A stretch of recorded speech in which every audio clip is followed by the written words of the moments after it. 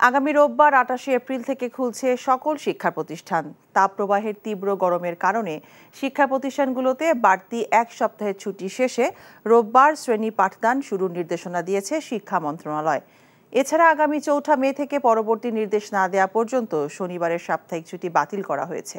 অর্থাৎ এখন থেকে শুধুমাত্র শুক্রবার সাপ্তাহিক ছুটি থাকবে সব শিক্ষা প্রতিষ্ঠানে। তাপমাত্রা বেশি হলেও দেশের সব অঞ্চলের বর্তমান তাপমাত্রা সমান নয়, সেই কারণে আগামী রোববার শিক্ষা প্রতিষ্ঠান খুলে দেওয়ার সব প্রস্তুতি গ্রহণ করা হয়েছে বলে জানিয়েছেন শিক্ষা প্রতিমন্ত্রী বেগম শামসুন নাহার। এই সময়ে শিক্ষার্থীদেরকে শ্রেণীকক্ষের বাইরের যে কোনো কার্যক্রম থেকে বিরত থাকার পরামর্শ দেন তিনি। গরম বেড়ে গেলে বিকল্প কোনো ব্যবস্থায় ক্লাস নেওয়া যায় কিনা এমন প্রশ্নের জবাবে তিনি বলেন, পরিস্থিতি বিবেচনায় ব্যবস্থা গ্রহণ করবে তার মন্ত্রণালয়।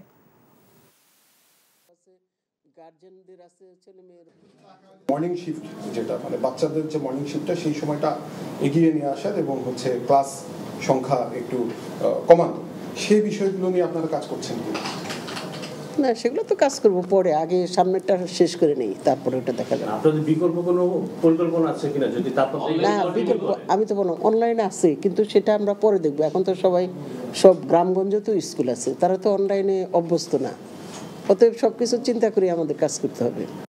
বিকাশে কম খরচে ক্যাশ আউটের লিমিট বেড়ে ৫০,০০০, প্রিয় এজেন্টও ২টা।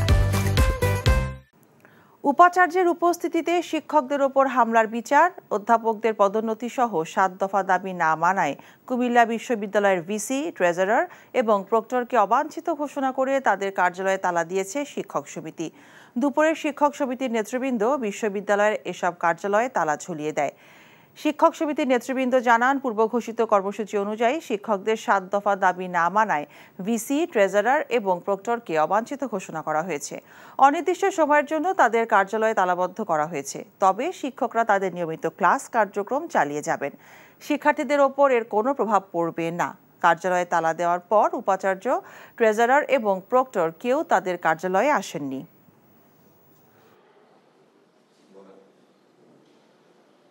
শিক্ষক সমিতির যে 23 তারিখে সাধারণ সভা ছিল, সেই সাধারণ সভায় স্বতঃস্ফূর্ত অংশগ্রহণে সকল শিক্ষক ঐক্যমতের ভিত্তিতে তারা বলেছেন 24 ঘন্টার মধ্যে যদি দাবিগুলো বাস্তবায়িত না হয় তাহলে এই বিশ্ববিদ্যালয় ক্যাম্পাসে মাননীয় উপাচার্যকে অবাঞ্ছিত ঘোষণা করতে হবে। কারণ হচ্ছে যে উনি এই পর্যন্ত দাবিগুলো তো শিক্ষকদের এই পর্যন্ত বাস্তবায়ন করেনি, বরং শিক্ষকদেরকে নিয়ে নানান মিথ্যাচার করে যাচ্ছেন। এপ্রিল জুড়েই থাকছে হিট অ্যালার্ট, এমন পূর্বাভাস দিয়েছে আবহাওয়া অধিদপ্তর। গরমে খেটে খাওয়া মানুষ থেকে শুরু করে পশু পাখির ডেরা, কোথাও স্বস্তি নেই। তীব্র গরমে ডাব শরবতের চাহিদা বেড়েছে। এদিকে সারা দেশেও তীব্র তাপে অস্বস্তিতে মানুষ, আদায় করা হয়েছে বিশেষ প্রার্থনা। বিশেষজ্ঞরা বলছেন, ফ্রিজ, এসি সহ অধিক মাত্রা ইলেকট্রনিক পণ্য নির্ভরতায় বাড়াচ্ছে তাপমাত্রা। নিয়ামুল আজিজ সাদিকের রিপোর্ট। গাছগাছালির ছায়া ভেদ করে আসা রোদের তীব্রতায় ছটফট খাঁচাবন্দি রয়্যাল বেঙ্গল টাইগার। খাবার ছেড়ে একটু ছায়ায় গা জিরিয়ে নিচ্ছে চিড়িয়াখানার হরিণ, শকুন সহ অন্য প্রাণীরা। শুধু মানুষই নয়, গরমের তীব্রতায় নাকাল অবলা প্রাণীও। সারাদিন পরিশ্রম করি, শরীর জ্বলে রোদের মধ্যে। গাছগাছালি যে আশেপাশে চারপাশে আসে, ওখানে দেখা যাচ্ছে কিন্তু আমাকে কিন্তু এসি কি কিছুই লাগছে না, কিন্তু আমাকে কিন্তু নর্মালি কিন্তু ভালোই লাগছে। স্বস্তির জন্য পানি ছিটানো হচ্ছে নগরের সড়কে সড়কে, আর বাণিজ্যিক ভবনের গরম বাতাস বের করে দিচ্ছে শীতাতপ যন্ত্র। বিশেষজ্ঞরা বলছেন, এমন এসি নির্ভরতা বিপদ ডেকে আনছে। যাদের টাকা পয়সা আছে তারা একটু ভালো থাকার জন্য এসি কিনে, কিন্তু এটার রেমিডিয়েশন হচ্ছে যে আমাদের গ্রিন হাউস গ্যাস এমিশন কমাতে হবে, বনায়ন বাড়াতে হবে, কোনো অপচয় করা যাবে না। আর যদি এইভাবে চলতে থাকি তাহলে পৃথিবী এটা অ্যাকোমোডেট করতে পারবে না।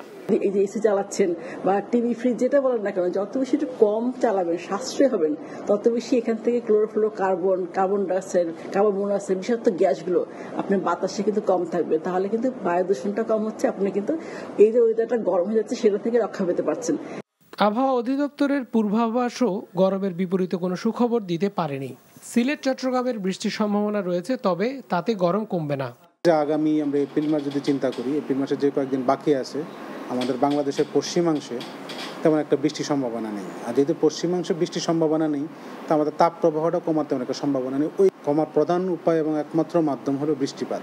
এদিকে দেশ জুড়ে তাপদাহে পুড়ছে রাজপথ, গরমে মহাসড়কে গলছে পিচ। বৃষ্টির জন্য বিশেষ নামাজ আদায় করা হয়েছে দেশের বিভিন্ন জেলায়। Niamul Aziz Sadek, NTV news, Dhaka. এদিকে গরম থেকে মুক্তি ও বৃষ্টির জন্য দেশব্যাপী ইস্তিসকার নামাজ পড়েছেন মুসল্লিরা। তীব্র দাবদাহ থেকে রক্ষা পেতে চট্টগ্রামে সালাতুল ইস্তিসকা নামাজ আদায় করেছে সাধারণ মানুষ। আর রাজশাহী নগরীর শহীদ AHM বিভাগীয় স্টেডিয়ামে মুসল্লিরা এই নামাজ আদায় করেন। চলমান তাপপ্রবাহ থেকে রক্ষায় আল্লাহর রহমত কামনা করেন মুসল্লিরা। চাঁদপুরে বৃষ্টির জন্য প্রার্থনা করে সালাতুল ইস্তিসকার নামাজ আদায় করা হয়। নামাজ শেষে বৃষ্টির জন্য করা হয় বিশেষ দোয়া। সকালে ধামরাই উপজেলার শরীফবাগ ইসলামিয়া কামিল মাদ্রাসা মাঠে প্রচণ্ড গরমের মধ্যে বৃষ্টির জন্য নামাজ আদায় করেন মুসল্লিরা। এছাড়া বৃষ্টির জন্য বরিশাল, পিরোজপুর, ঝালকাঠি, ঠাকুরগাঁও, মুন্সিগঞ্জ সহ দেশের বিভিন্ন স্থানে ইস্তিসকার নামাজ আদায় করেছেন মুসল্লিরা।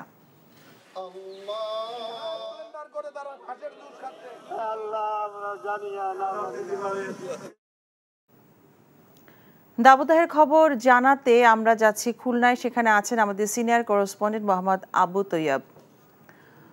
তৈয়ব, খুলনায় আজকের তাপমাত্রা কত, আর আসলে এই দাবদাহের প্রভাব কেমন পড়ছে খেটে খাওয়া মানুষদের উপর, আমাদেরকে জানাবেন।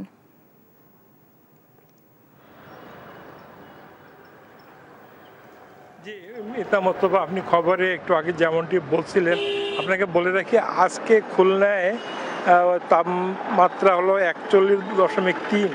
খুলনা আবহাওয়া অফিসের সহকারী পরিচালক আমিরুল আজাদ সাহেব আমাকে জানিয়েছেন যে আজকেই হলো এবছরের সর্বোচ্চ তাপমাত্রা 41.3, যা লাস্ট ইয়ারে হয়েছিল ওই 20 এপ্রিলে, আর এবছর হলো 25 এপ্রিল। এবং উনি একটা জিনিস বলেছেন যে এই যে টানা যে খরা চলছে 40-42, এতে কিন্তু মানে ওই মানুষের সব পশু পাখি জীবজন্তু সব কিছুই ক্ষতি হচ্ছে। এবং আপনাকে একটা কথা বলে রাখি, খুলনা এখানে বাংলাদেশ পেট্রোল পাম্প মালিক সমিতির যিনি ওনার অ্যাসোসিয়েশনের সভাপতি সাজ্জাদুল করিম, উনি আমাকে জানিয়েছেন যে এই টানা তাপমাত্রা বৃদ্ধির কারণে ওই পেট্রোলের যে ঘনত্ব কম, এই পেট্রোল কিন্তু উড়ে যাচ্ছে। আমি ব্যাপারে খুলনার পদ্মা, মেঘনা, যমুনার ওই যে ডিপোর যারা এরিয়া ম্যানেজার তাদের সাথে আলাপ করেছি, তারা জানাচ্ছেন তারা প্রতিদিনই ওই দুপুরবেলা তাদের যে ট্যাঙ্কিতে পানি দিচ্ছেন, তারপরও কিন্তু এই পেট্রোলটা উড়ে যাচ্ছে। উনি বলছেন শুধু পেট্রোলটাই উঠছে, কারণ পেট্রোলের ঘনত্ব কম, তবে অকটিন বা অন্য কোনো কিছু সেভাবে ক্ষতি হচ্ছে না। একইভাবে পেট্রোল পাম্পওয়ালারা বলছে যে তাদের প্রতিদিন 30 থেকে 35 লিটার পেট্রোল উড়ে যাচ্ছে। এছাড়া খুলনা সর্বত্র হাসপাস অবস্থা আপনি দেখছেন। আমি রয়েছি খুলনা শিববাড়ি মোড়ে এলাকায়, এখানে কিন্তু প্রায় জনশূন্য এবং যানবাহন শূন্য। জি মিতা মোস্তফা, এই ছিল খুলনা থেকে সর্বশেষ। বিকাশে কম খরচে ক্যাশ আউটের লিমিট বেড়ে 50,000, প্রিয় এজেন্টও 2টা। বৈশাখের তপ্ত রোদে পুড়ছে রাজশাহী সহ সারা দেশ। টানা দাবদাহে রাজশাহী অঞ্চলে ঝরে পড়ছে আমের গুটি। এরই মধ্যে অন্তত 20% গুটি ঝরে গেছে গাছ থেকে। খরা দীর্ঘস্থায়ী হলে ঝরে পড়ার এই হার আরও বাড়ার আশঙ্কা রয়েছে। এতে দুশ্চিন্তায় পড়েছেন আম চাষিরা। একই অবস্থা লিচুরও। রাজশাহী থেকে সমসাজুর রিপোর্ট, ক্যামেরায় ছিলেন শরীফুজ্জামান রয়েল। গত বছরের চেয়ে এবছর মৌসুমের শুরুতেই অনেক কম মুকুল এসেছিল রাজশাহী অঞ্চলের আম গাছে। আমের জন্য বিখ্যাত এই অঞ্চলের বাঘা ও চারঘাট উপজেলার শত শত একর জমির আম বাগানে মুকুলের পরিবর্তে এখন সবুজের সমারোহ। যেসব বাগানে মুকুল এসেছিল চলতি মাসে টানা দাবদাহে বোটা শুকিয়ে সেসব বাগানে ঝরে পড়ছে আমের গুটি। বৈরী এই আবহাওয়ায় দুশ্চিন্তায় পড়েছেন আম চাষিরা। যত 2-4টি যা মুকুল ছিল গাছে, সেগুলো ঝরে পড়ে গেছে। 4-5 দিনের মধ্যে যদি বৃষ্টি না হয় তাহলে আম তৈরি করতে যে পরিমাণ টাকা খরচ হয়েছে তার শিকেওনাও আমাদের থাকবে না। এমনিতেই এবার বাঘাচারঘাটে আমের পরিমাণ কম, তারপরেও এই আমগুলো যেভাবে পড়ে যাচ্ছে চরম ক্ষতির সাধিত হচ্ছে আমাদের জন্য। উদ্ভূত পরিস্থিতিতে চাষিদের সাথে উঠান বৈঠক করে আম ও লিচু রক্ষায় করণীয় পরামর্শ দিচ্ছে কৃষি বিভাগ। তবে বাণিজ্যিকভাবে আম উৎপাদনকারীরা বলছেন বরেন্দ্র অঞ্চলে পানির স্তর ক্রমাগতভাবে নিচে নেমে যাওয়ায় অনেক জায়গায় খাবার পানিরই সংকট দেখা দিয়েছে। বিরূপ এই প্রেক্ষাপটে বেশিরভাগ আম বাগানে সেচের আওতায় আনা সম্ভব হচ্ছে না। আমরা কৃষকদেরকে বলছি যে তারা যেন হালকা করে সেচ দিতে থাকে এবং এই সেচটা অবশ্যই পরন্ত বিকেলের দিকে দিতে হবে। এছাড়াও ফলের যাতে ঝরা রোদ হয় এই কারণে আম এবং লিচু দুটির ক্ষেত্রেই আমরা আমাদের বোরন কিংবা বোরিক অ্যাসিড এটি স্প্রে করার কথা বলছি। নিচ থেকে কোনো উঠছে না, পানি উঠছে না, সেচের ব্যবস্থাও নেই ঠিকমতো। কৃষি বিভাগ আমাদেরকে পরামর্শ দিয়েছেন সেচ দেওয়ার জন্য, কিন্তু খাবার পানি পাচ্ছি না আমরা। যেখানে আমের যেখানে সেচের ব্যবস্থা আছে সেখানে সেচ দেওয়া হচ্ছে, তাছাড়া এমনি আর কিছু করার নাই, করণীয় কিছু নাই। রাজশাহী, চাঁপাইনবাবগঞ্জ, নওগাঁ ও নাটোর জেলায় এবছর 93,266 হেক্টর জমিতে আম চাষ হয়েছে বলে দাবি করেছে কৃষি সম্প্রসারণ অধিদপ্তর। তবে আম চাষি ও কৃষি বিজ্ঞানীরা বলছেন 2-3 দিনের মধ্যে বৃষ্টি না হলে অথবা গুটি রক্ষায় সেচের ব্যবস্থা করা সম্ভব না হলে এবার আম উৎপাদনের কাঙ্ক্ষিত লক্ষ্যমাত্রা অর্জন ব্যাহত হবে। Soumya Saju, NTV news, Rajshahi. উপজেলা পরিষদ নির্বাচন সুষ্ঠু না হলে 7 জানুয়ারি নির্বাচনের মাধ্যমে যে গণতন্ত্র প্রতিষ্ঠা হয়েছে তা ক্ষুণ্ণ হবে বলে মন্তব্য করেছেন প্রধান নির্বাচন কমিশনার কাজী হাবিবুল আউয়াল। সকালে 6ষ্ঠ উপজেলা পরিষদ নির্বাচন উপলক্ষে আইন শৃঙ্খলা বিষয়ক সভায় তিনি এই মন্তব্য করেন। ভোটাররা যাতে নির্বিঘ্নে ভোট দিয়ে বাড়ি ফিরতে পারে সে ব্যবস্থা করতে হবে বলেও জানান তিনি। প্রতিটি উপজেলায় 2 থেকে 4 প্লাটুন বিজিবি মোতায়েন থাকবে। সংসদ নির্বাচনে যেভাবে নিরপেক্ষ থেকে দায়িত্ব পালন করা হয়েছে সেভাবেই দায়িত্ব পালনের নির্দেশ দেন সভায় উপস্থিত জেলা প্রশাসক এবং পুলিশ সুপারদেরকে। সেগুলো যেন সুন্দর সুষ্ঠুভাবে যে কোনো মূল্যে নির্বাচনটা নির্বাচন, এই জিনিসটা আমাদের বুঝতে হবে। যদি এই ক্ষেত্রে আমরা ব্যর্থ হই তাহলে আমাদের যে গণতন্ত্রের যে অগ্রযাত্রা, যেটার দৃষ্টান্ত আপনারা প্রতিষ্ঠিত করেছেন বিগত সাধারণ নির্বাচনে, সেটাও ক্ষুণ্ণ হয়ে যেতে পারে। যে আমরা আশা করব আগামীতে আমাদের প্রত্যেকটা নির্বাচন সুন্দর সুষ্ঠু হবে। মিয়ানমার থেকে পালিয়ে বান্দরবানের নাইখংছড়িতে আশ্রয় নেওয়া সে দেশের সীমান্তরক্ষী বাহিনীর 288 জনকে ফেরত পাঠানো হয়েছে। সকালে তাদের কক্সবাজারের BIWT এর জেটি ঘাট দিয়ে জাহাজে করে ফেরত পাঠানো হয়। দুপুরে জাহাজটি সেন্ট মার্টিন উপকূল হয়ে মিয়ানমারের সিটওয়েতে ফিরে যায়। এর আগে ফেব্রুয়ারিতে বিদ্রোহীদের আক্রমণের মুখে বাংলাদেশে আশ্রয় নেয় মিয়ানমারের সীমান্তরক্ষী বাহিনীর সদস্যসহ 330 জন। 15 ফেব্রুয়ারি কক্সবাজার উখিয়ার ইনানি নৌবাহিনীর জেটি ঘাট দিয়ে তাদের মিয়ানমারে ফেরত পাঠানো হয়েছিল।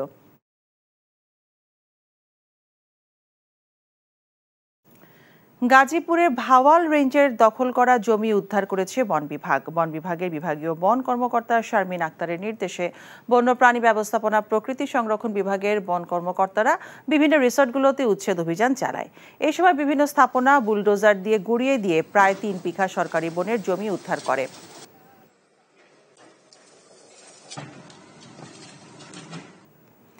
আজ থেকে 3 মাস কাপ্তাই হ্রদে সব ধরনের মাছ আহরণ, বাজারজাত এবং পরিবহনের উপর নিষেধাজ্ঞা আরোপ করা হয়েছে। কার্প জাতীয় মাছে বংশবৃদ্ধি, হ্রদে অবমুক্ত করা পোনা মাছের সুষ্ঠু বৃদ্ধি, মাছের প্রাকৃতিক প্রজনন নিশ্চিতকরণ সহ হ্রদের প্রাকৃতিক পরিবেশে মৎস্য সম্পদ বৃদ্ধির সহায়ক হিসেবে প্রতি বছর মে থেকে জুলাই এই 3 মাস নিষেধাজ্ঞা দেয় জেলা প্রশাসন। এদিকে সকাল থেকে রাঙামাটির BFDCর মৎস্য অবতরণ ঘাটে মাছ পরিবহনের সকল সরঞ্জাম সরিয়ে নেওয়ার প্রক্রিয়া শুরু করেছে ব্যবসায়ী এবং শ্রমিকরা। সেনাবাহিনীতে চাকরি দেওয়ার নামে ভুয়া নিয়োগপত্র দিয়ে অর্থ হাতিয়ে নেওয়ার অভিযোগে নাটোরের একজনকে গ্রেফতার করেছে র্যাব। র্যাব জানায় নাটোরের বাগাতিপাড়া উপজেলার বিলপাড়া গ্রামের আনোয়ার হোসেন নিজেকে সেনাবাহিনী সংশ্লিষ্ট ব্যক্তি পরিচয়ে পাবনার আতাইকুলা এলাকার মোক্তার হোসেন এবং দুলাল হোসেনের সাথে সখ্যতা গড়ে তোলে। পরে তাদের সেনাবাহিনীতে চাকরি দেওয়ার নাম করে 13.5 লাখ টাকা নেন। গত বছরের 26 নভেম্বর ভুয়া নিয়োগপত্র প্রদান করে। এই ঘটনায় তারা মামলা দায়ের করলে র্যাব অভিযান চালিয়ে বাগাতিপাড়া থেকে আনোয়ারকে গ্রেফতার করে।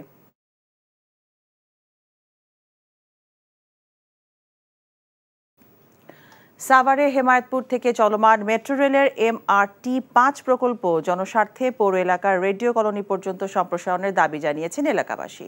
সকালে সাভার উপজেলা পরিষদের আমতলায় সাধারণ নাগরিকদের ব্যানারে অনুষ্ঠিত মানববন্ধন শেষে সমাবেশ থেকে এই দাবি জানানো হয়। সমাবেশে বক্তারা বলেন, মেট্রো রেলের এই প্রকল্প পৌর এলাকা ছাড়িয়ে এমনকি নবীনগর পর্যন্ত সম্প্রসারণ করা হলে ধামরাইয়ের বাসিন্দারা ছাড়াও সাভার সেনানিবাস, DPZ, জাহাঙ্গীরনগর বিশ্ববিদ্যালয়, লোক প্রশাসন প্রশিক্ষণ কেন্দ্রের বিপুল সংখ্যক মানুষ আধুনিক রেল পরিষেবায় যুক্ত হবে।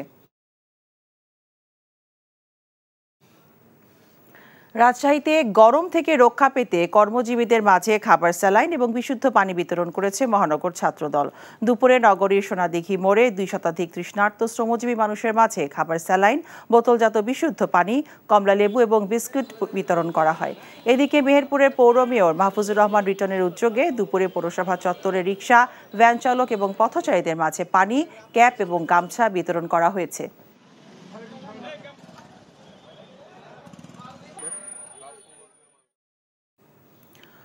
চট্টগ্রামে চলছে দেশের বৃহত্তম বৈশাখী মেলা।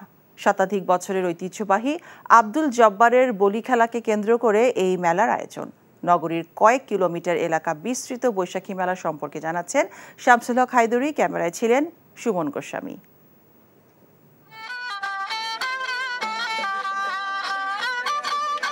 চট্টগ্রামের লালদিঘি মাঠে প্রতি বছর 25 বৈশাখ আয়োজন হয় ঐতিহাসিক জব্বারের বলি খেলা। শতাধিক বছরের ঐতিহ্যবাহী বলি খেলাকে কেন্দ্র করে কালক্রমে এই বৈশাখী মেলা বিস্তৃত হয় বলে জানান আয়োজকরা।